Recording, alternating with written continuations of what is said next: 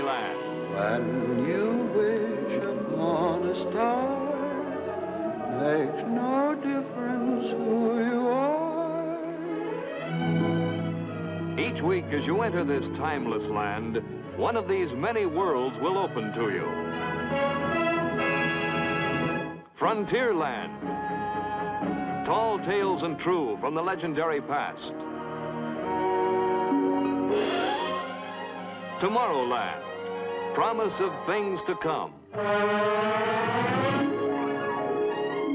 Adventureland.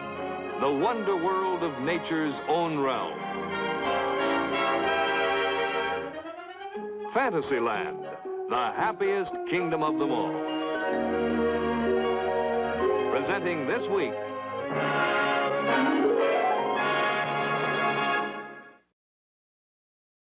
ladies and gentlemen, here is your host, Walt Disney. Thank you, Garco. In this exciting age when everyone seems to be talking about the future possibilities of space travel, there's much speculation on what we will discover when we visit other worlds. Will we find planets with only a low form of vegetable life, or will there be mechanical robots controlled by super intelligent beings? One of the most fascinating fields of modern science deals with the possibility of life on other planets. This is our story. In the beginning, man's world was his cave. His only concern was for food and companionship. With the sun came the day, bringing warmth and light.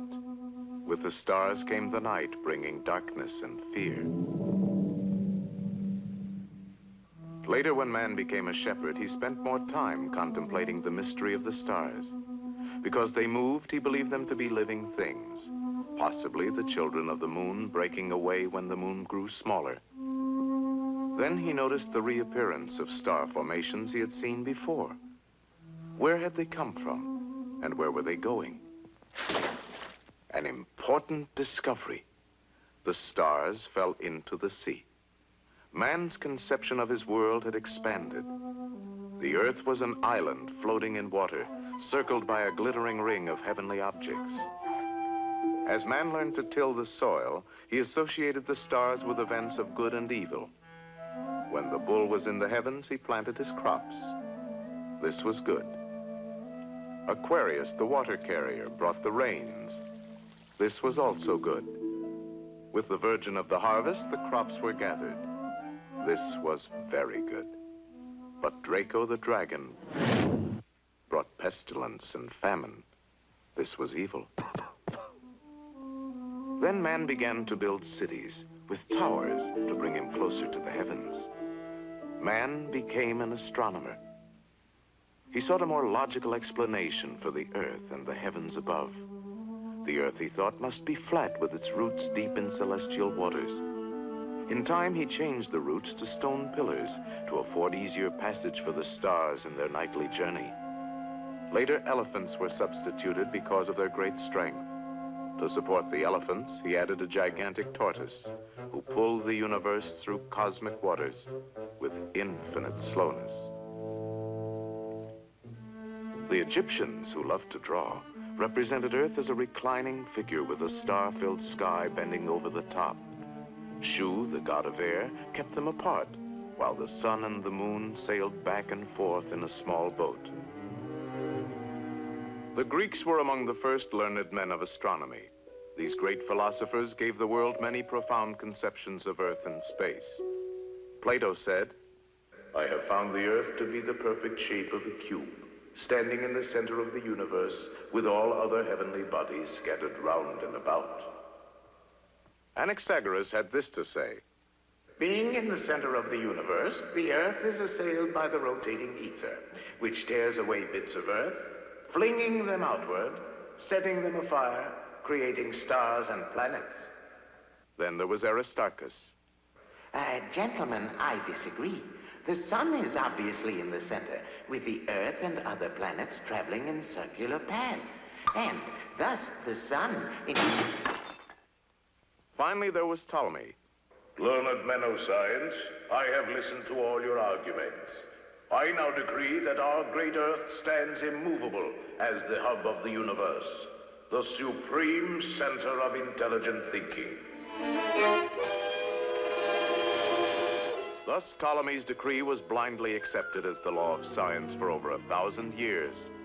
Free and logical thought was stifled by a black period of stupidity, superstition, and sorcery.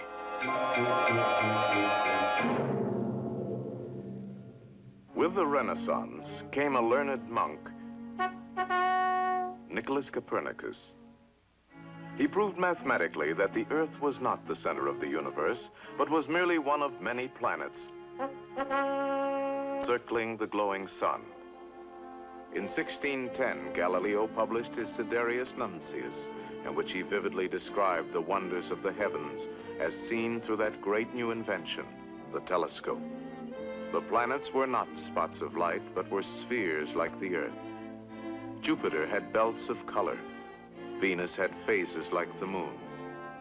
Saturn had a gorgeous ring, and Mars was round and red. People began to speculate about life on other worlds. One of the first to describe people of other planets was the romantic Frenchman, Bernard de Fontenelle. While walking with a young lady in a garden, he discusses with her the possibility of life on other worlds. She is delighted with the prospect of learning astronomy. The sun is a boiling ball of liquid gold. The inhabitants cannot see these riches. They are blind. Mercury is so close to the sun that the people are crazy with the heat. Venus is the planet of passion. People do not cook because they live on air, music, and love. The men of Saturn are very cold and miserable. They never move from the spot where they are born. Jupiter is so big that people never see or meet other people. Mars is very populated with luminous birds who do not fly.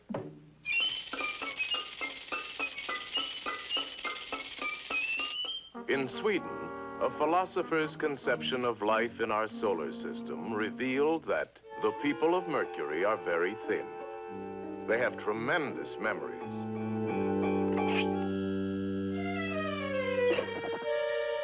Their cattle are extremely small. The natives of Jupiter are pretty. They do not lie or steal, but they are terrified at the sight of their giant Jupiter-type horses. There are two kinds of people on Venus: mild people and fierce people. Inhabitants of Mars are clothed in fibers. They converse by means of thought transference.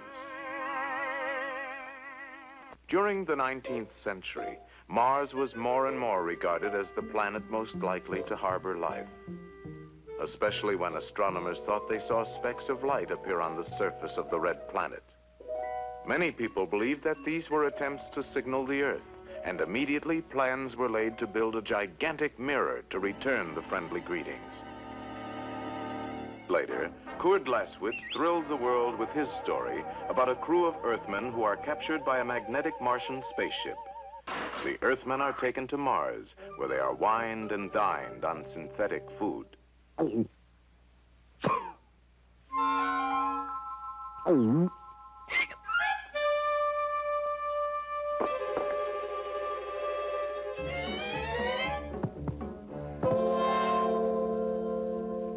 In a story by Robert Brain called Messages from Mars, a sailor is marooned on a lonely island off Madagascar.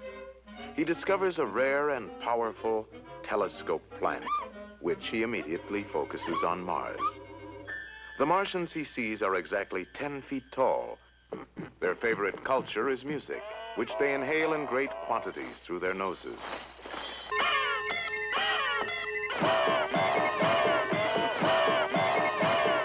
As the 20th century dawned, H.G. Wells excited countless imaginations with his approach to life on Mars. In his War of the Worlds, he describes an invasion of the Earth by octopus-like creatures who are encased in giant fighting machines. With their heat rays and poisonous gases, they are quite invincible until they encounter the common germs in our atmosphere.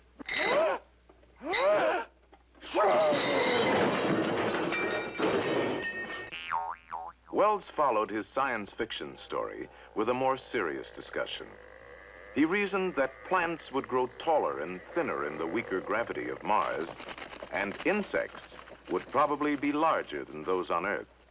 The Martian animals, covered with fur or feathers during winter, would lose their covering with the coming of summer.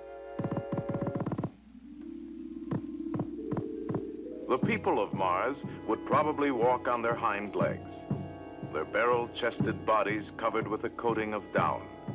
Their ample skulls would be crammed with intelligence, and their trunk-like noses indispensable for feats of engineering. Edgar Rice Burroughs supplied his readers with a complete Martian dictionary. Barsoomian, warlike people of Mars. Human bipeds with variegated color characteristics. Banth, Martian lion, dwells in Dead Sea areas, is carnivorous, has 10 legs. Kalat, a pony-sized Martian dog with a frog-like head. Thoth, a dog-sized Martian horse with about 8 legs.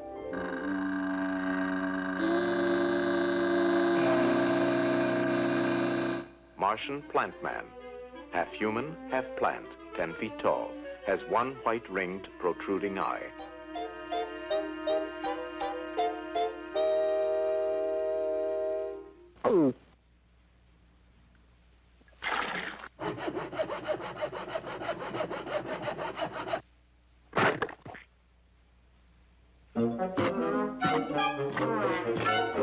Through the years, there have been frequent rumors that Martians disguised as Earthmen walk amongst us.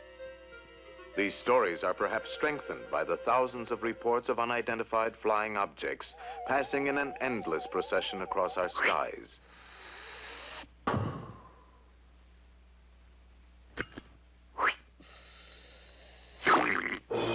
Today, a space-conscious public avidly consumes tons of story material about life on other planets.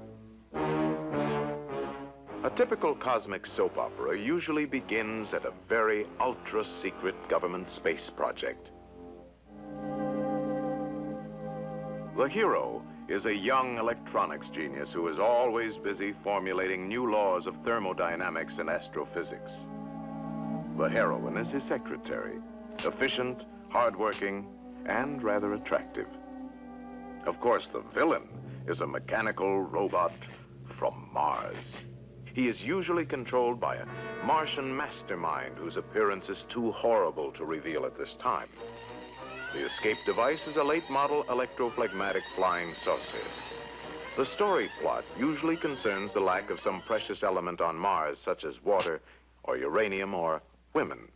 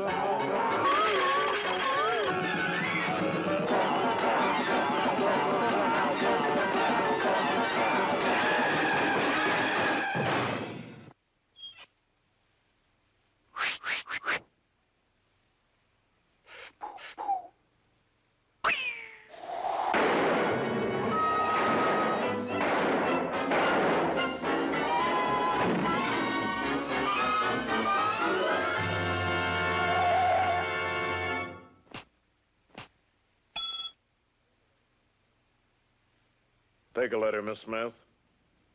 Gentlemen, after due consideration and thorough calculation, it is my unequivocal opinion that there is absolutely no life on the planet Mars.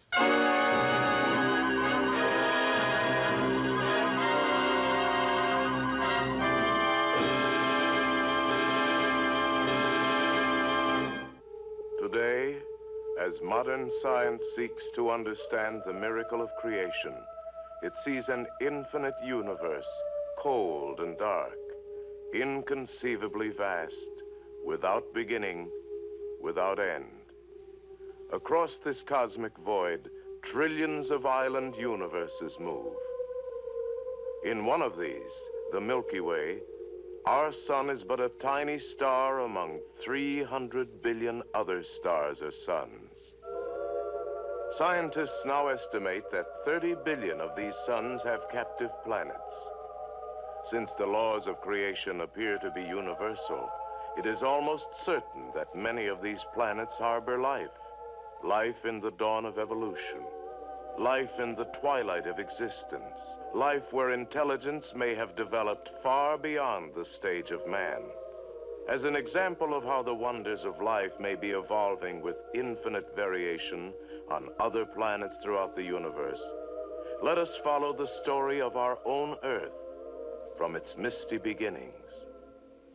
In the blackness of space, the faint pressure of starlight gradually compresses billions of tiny particles into a tremendous cloud of dust and gas. For millions of years, this cloud contracts with the growing pull of gravity until in the hot, glowing center, the sun is born. Swept into a flattened disk, whirlpools of heavy elements form the planets to circle in permanent orbits around the sun. The Earth begins to cool and shrink, its molten crust pouring out dense clouds of steam and carbon dioxide. In these primeval vapors, the stage of life is set. Steam condenses to rain. For centuries, great torrents of water tear at the rocky face of the Earth, creating the vast oceans. For centuries, rich salts and minerals are washed from the land and carried down to the sea. A billion years have passed. Now the warm primordial sea is the cradle of life. Here are gathered all the elements of nature from which life will emerge. One of these elements, found throughout the universe, is carbon, first link in the chain of living things. The carbon atom is unique, for it alone combines with itself and other elements in millions of intricate structures to form the complex molecules of organic compounds. In the slow course of time, some are transformed into proteins, the foundation of all life.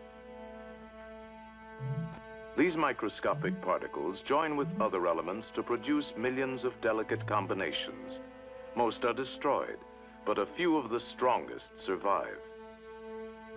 Now, with time as the main ingredient, evolution of life is inevitable.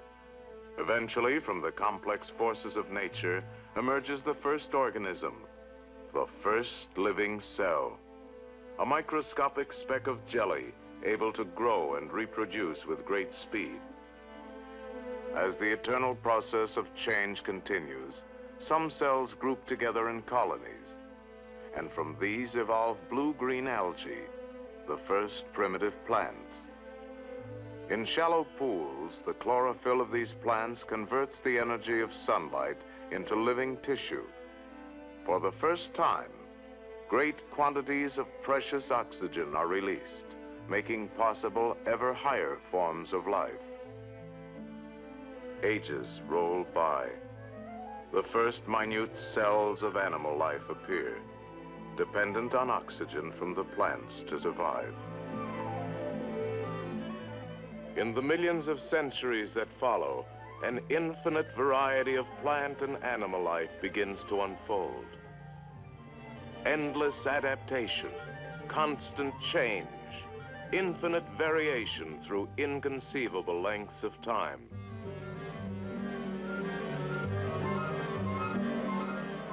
At last, from the maternal sea, life emerges ready to challenge the hostile forces of a new environment.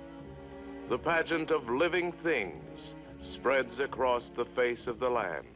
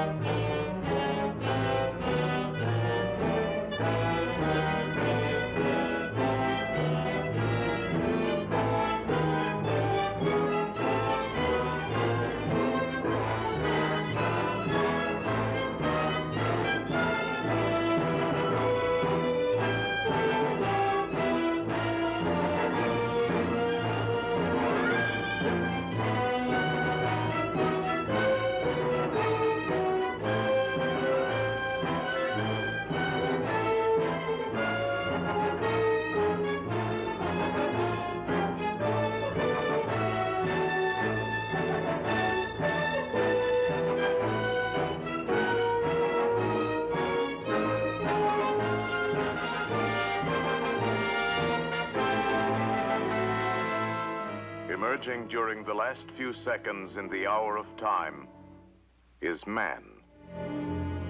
Nature has created in man its most complex mechanism. The chemical processes that keep man alive are dependent on a never-ending supply of oxygen and constant body temperature. He automatically maintains an internal temperature of 98.6 degrees. But if prolonged exposure to severe heat or cold upsets his delicate balance by just a few degrees, man dies. Yet, given proper protection, man can carry on his everyday life within a temperature range of about 100 degrees. Nearly all plant and animal life as we know it exists within this same temperature span. There are some exceptions, however. Certain simple organisms, such as lichen, algae, and bacteria, can withstand more severe heat and cold. Broad as life's temperature range seems to us, it is nothing compared to the bitter cold and intense heat that mark the extremes of our solar system. At one end, the sun blazes at 10,000 degrees.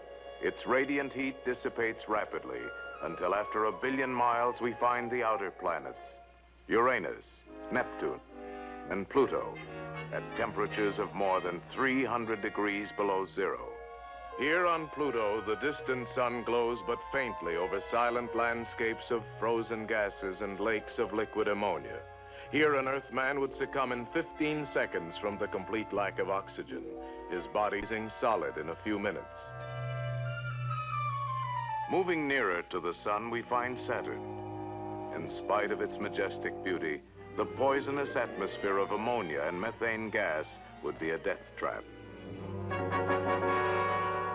Jupiter is closer to the sun, but is still intolerably cold at 200 degrees below freezing.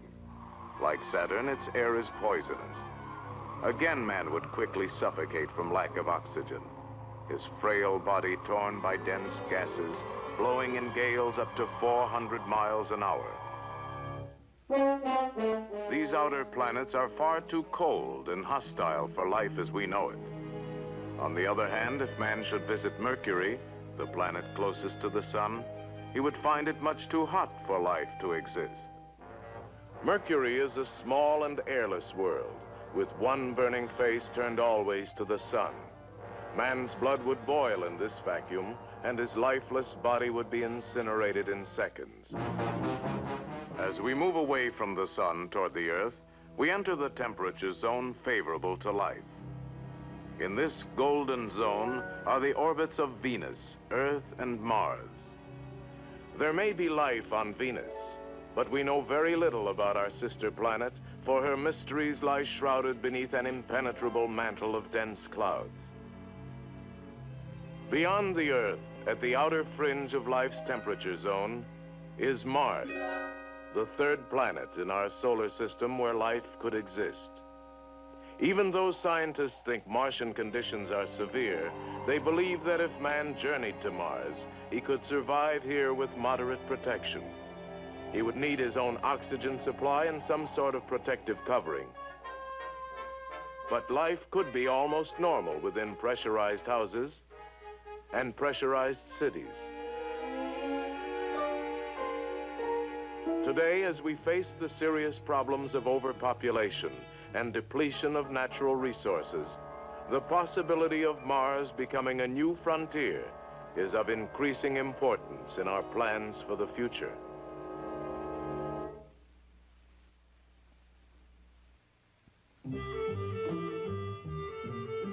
What evidence do we have that Mars is a planet where life could exist? To answer this, we must search through the archives of astronomy. Here we find that from earliest history, Mars has been an object of great interest. To the ancients, Mars was only a wandering bright light in the sky. It was the blood-red symbol of war.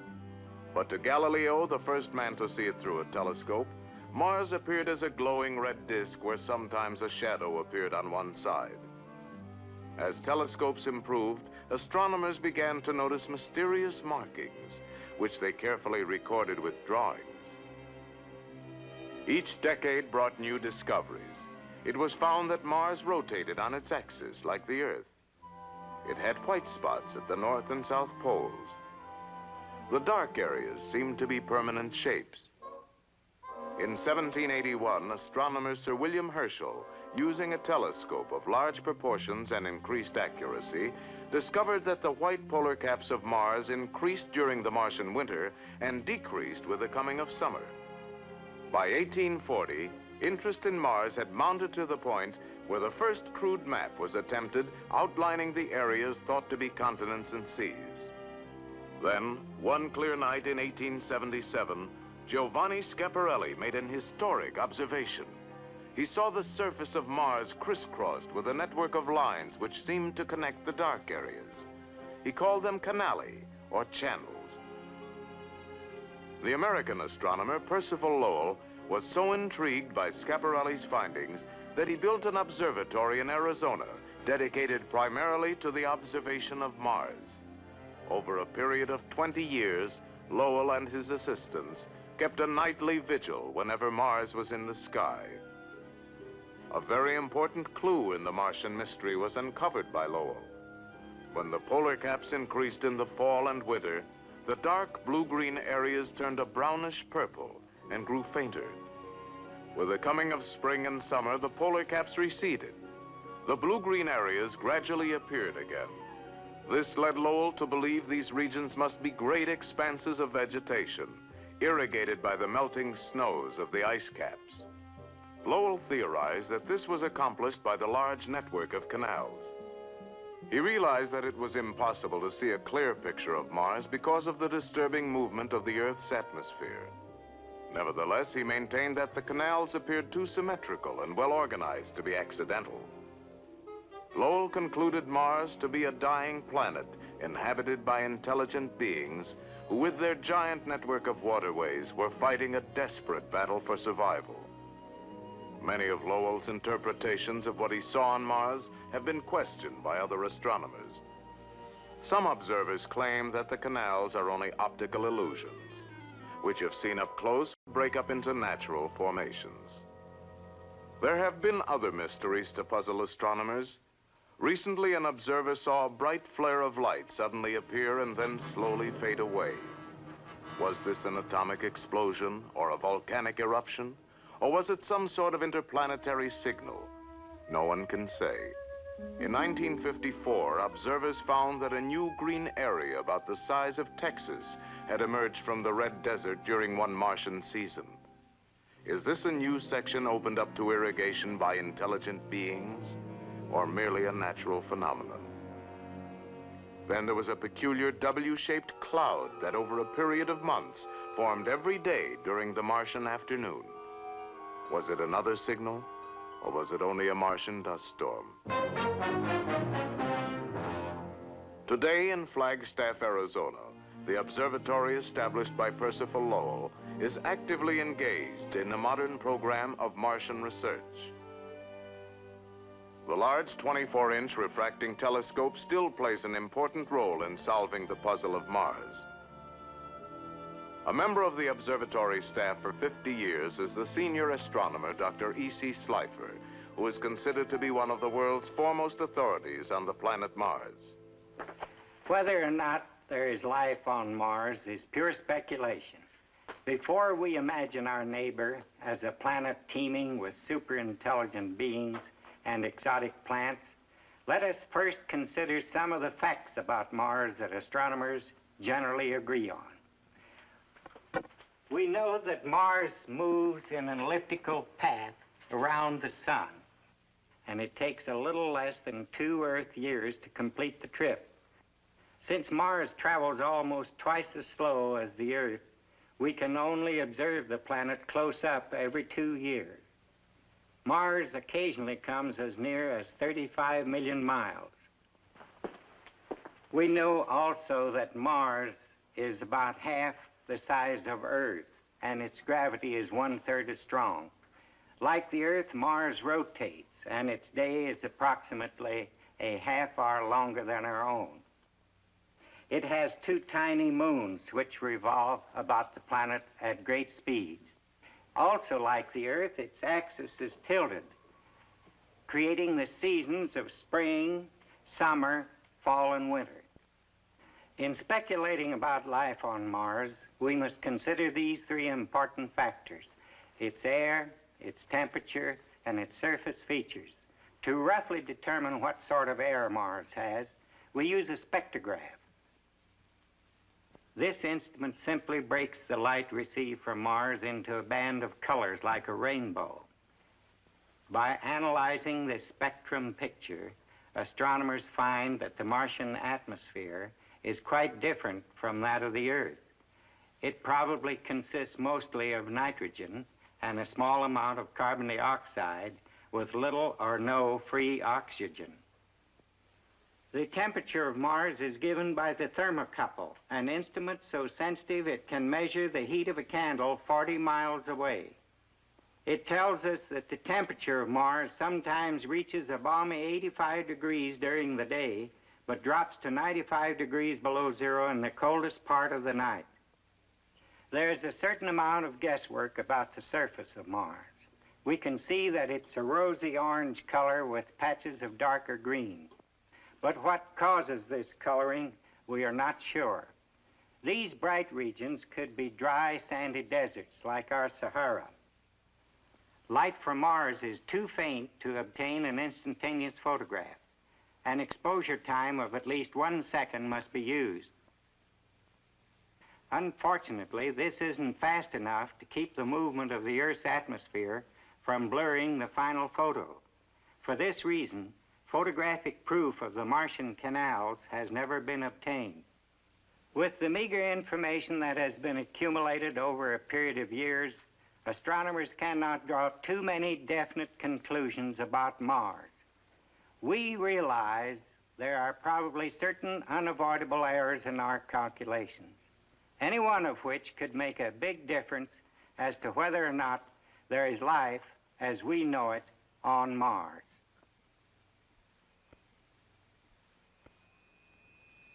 Although scientific evidence seems to indicate that Mars is a cold, desolate world, many scientists today speculate on what the planet might be like if conditions were somewhat different. With a little more water and oxygen than expected, there could be an astonishing array of life on Mars. A totally different sequence of living things following its own pattern of evolution. There may be plant life that migrates in search of richer soil.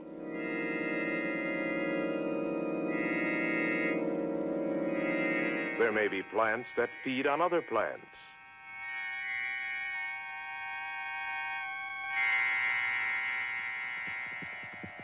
Or even plants that feed on themselves. And if animal life has developed on Mars, it too may have taken many new and unexpected forms. There could be animals with heavy insulation to conserve body heat in the sub-freezing night. Or perhaps the bitter surface conditions have driven some life underground to develop in a dark, mysterious environment.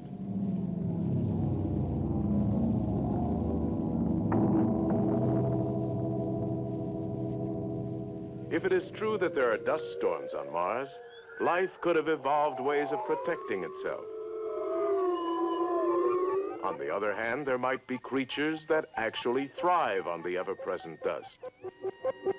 Some organisms working with powerful digestive acids may be able to feed directly on minerals in the rocks, leaving a fantastic Martian sculpture in their wake.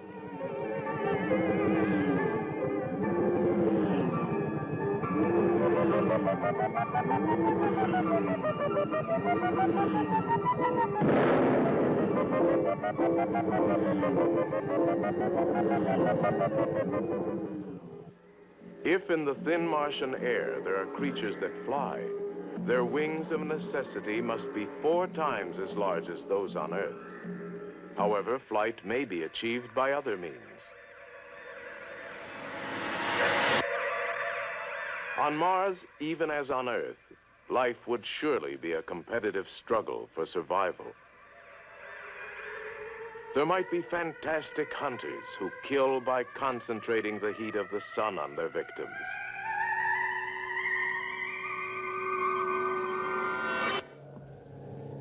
Devastating creatures that envelop their quarry in shrouds of poisonous gas.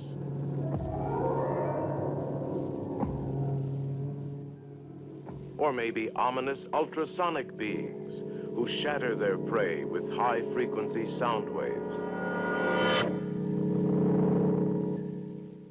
It is possible that entirely new chemical patterns of life may have developed on Mars.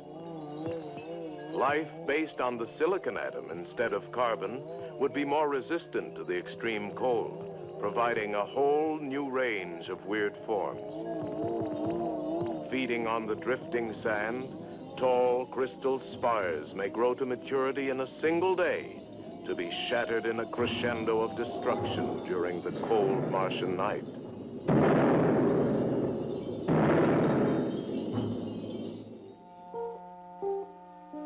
Just as it is impossible to conceive an intelligent life totally different from our own, so we may find our Earth-trained minds unable to comprehend the weird phenomena that could exist on this strange new planet.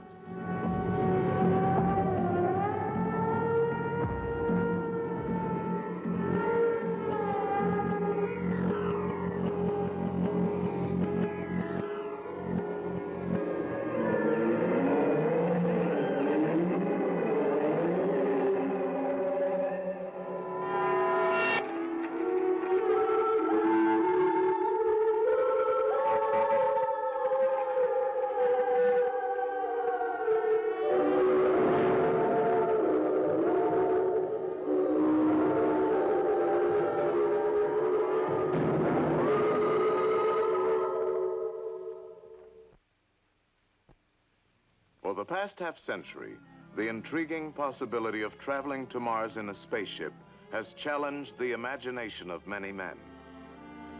Rocket ships of all sizes and shapes have been designed, but most of them rely on an enormous consumption of chemical fuel to escape the pull of the Earth's gravity.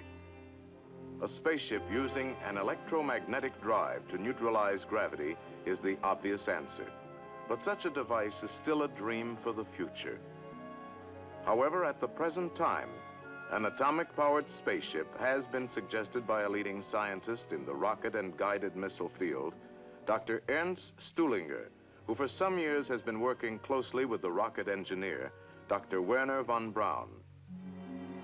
This atomic electric spaceship features a revolutionary new principle that will make possible the long trip to Mars with only a small expenditure of fuel.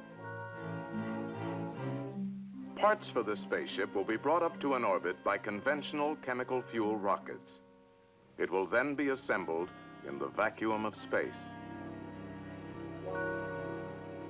This unusual ship will be 500 feet across and will carry a small landing craft for the final descent to the Martian surface.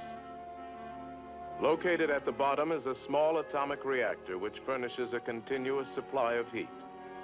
This heat turns silicon oil into steam. After rising up a central pipe, the steam drives a turbo generator which produces electricity to run the ship. The steam is condensed in a giant circular cooler and used over and over again. In the thrust chamber, a platinum grid is electrically charged. The metallic element cesium is vaporized and blown through the white-hot grid. This ionizes the cesium atoms, and they are then electrically blasted out into space at the rate of billions per second. This thrust pushes the ship in the opposite direction. The atomic electric spaceship can operate continuously for a period of years. At the top of the ship, away from the dangerous atomic reactor, is cargo space and quarters for a crew of 20 men. Mounted outside on the thrust chamber assembly is the auxiliary landing craft. When our ship reaches Mars, the landing craft will be released, carrying men and supplies to the planet's surface. A drag chute will gradually slow the landing craft as it streaks into the Martian atmosphere. A few seconds before touching down, the main rocket motors will be fired and the craft will land gently on its nose. Later, the exploration party can return to the mothership by blasting off in the tail section of the landing craft.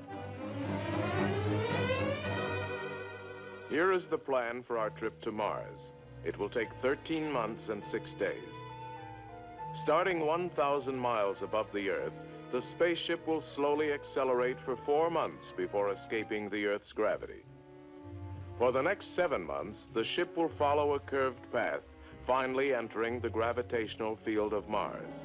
An additional 2 months will be spent spiraling into a circular orbit 620 miles above the Martian surface.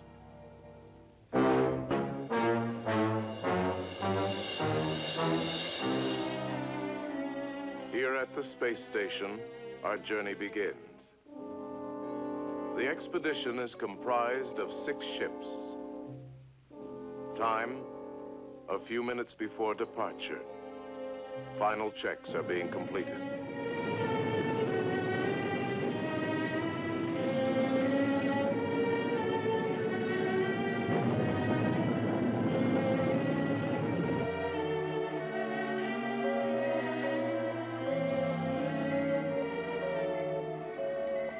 At 0 hour, the thrust chambers are fired. We are underway.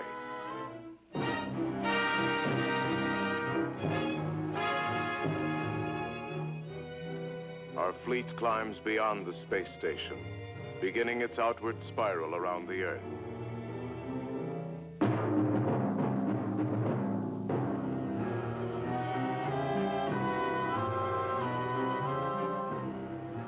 The speed is increasing steadily.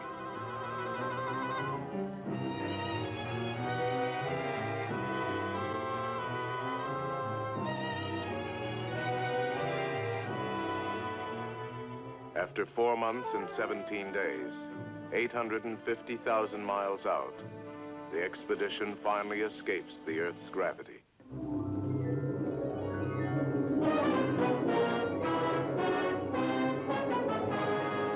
At 6 months, 14 days, our speed has increased to 75,000 miles per hour.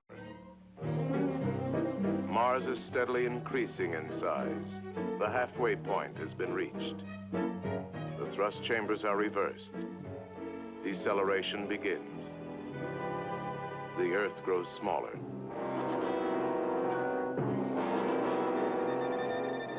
At 7 months, 24 days, crew members witness a spectacular passage of the Earth across the face of the Sun.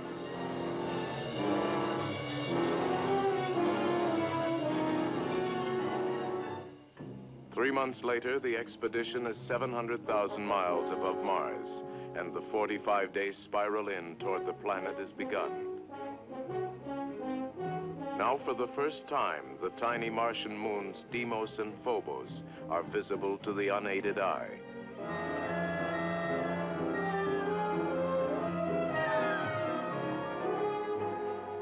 As we move to within 4,000 miles of Mars, we get a close-up view of the moon Phobos.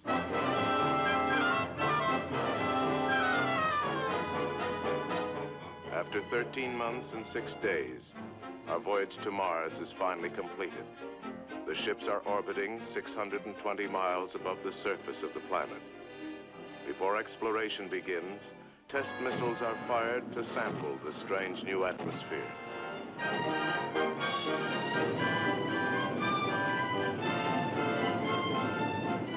Now the first landing craft is moved into position to attempt the hazardous 600-mile drop to the Martian surface. This is a crucial moment.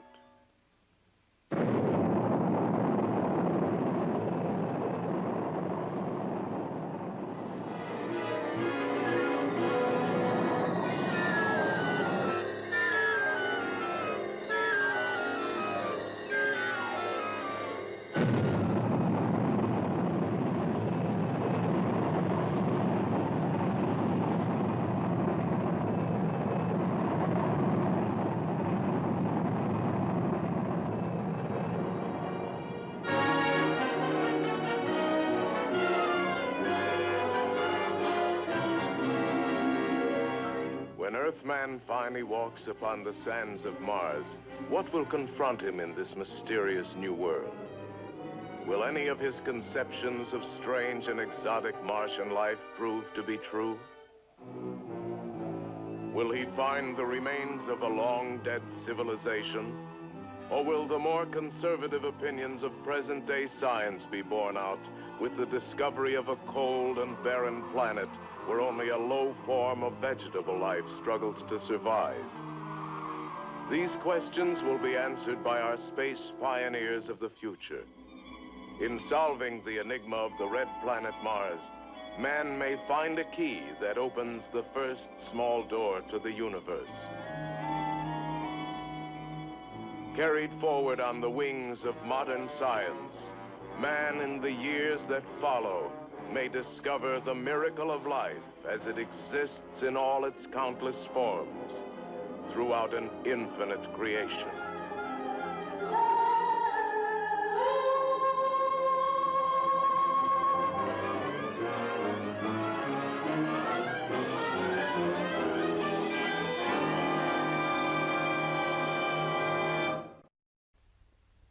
Next week, we'll tell you the story of the Horse of the West. Rugged, intelligent, and highly trained, the hard-working quarter horse has been and still is a prime factor in the growth of our great Western cattle empire. And his bloodlines are guarded as carefully as those of the most prized thoroughbred. Our program next week tells you this exciting story. Next week, from Frontierland, Walt Disney brings you a stirring saga, The Horse of the West, with Rex Allen as your storyteller, revealing for the first time the dramatic, authentic story of the most famous cattle empires of the West, of California, Arizona, Texas. For the first time, you'll visit the renowned Wagner Remuda and the fabulous King Ranch. For the first time, you'll actually see what the cowboy and his horse are like as you live their real-life adventures on the open range. You'll meet the lovely, versatile, talented Elena Vasquez, a name that is legend in California ranching history. Here in this robust land throughout the years, men have dedicated themselves to the breeding of greatness in horse. Their endless studies, their care and affection have developed the regal bloodlines of the quarter horse, the aristocrat of the cattle country. Sturdy of muscle, incredible stamina, speed of the wind, magnificent of heart and spirit, and gifted with just plain cow sense. Against this sweeping panorama of romance and adventure, of horses and men, moves the poignant and dramatic story of the little filly, Bay Lady, last of her bloodline of famed quarter horses. Miss Vasquez, I guess you've hit a soft spot in me, but I'm going to let you have that filly. Do you mean it? We'll wean her in about 6 months, and I'll ship her out to you. You'll never regret it. Your emotions will be stirred by the tragedy that comes to the little filly when her life has just begun. You'll surrender your heart to the lame white work mare who gave her foster motherhood. You'll respond to the swift-moving drama when the caprice of fate passes Bay Lady from one to another, yet never losing her proud heritage. Yes, Bay Lady was truly a child of chance. No one can remain untouched by the suspense-filled moments when Bay Lady and her firstborn are trapped in the mountain fastness, alone, helpless, with danger closing in. Be with us next week in Frontierland to experience one of Disneyland's great thrills and adventure in Walt Disney's The Horse of the West.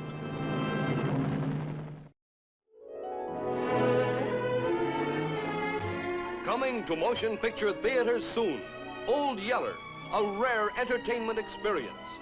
From the deeply moving story of Fred Gibson's best-selling novel comes a new Walt Disney motion picture, sure to touch the hearts of everyone, everywhere. Old Yeller, the thrilling story of a remarkable Texas family and an old Yeller dog who made a habit of saving their lives. Old Yeller, co-starring Dorothy McGuire and Fess Parker. And Old Yeller himself, friend when he wanted to be, fighting fool when he had to be. Walt Disney's dramatic new movie, Old Yeller, coming to motion picture theaters soon. This has been an ABC television network film presentation.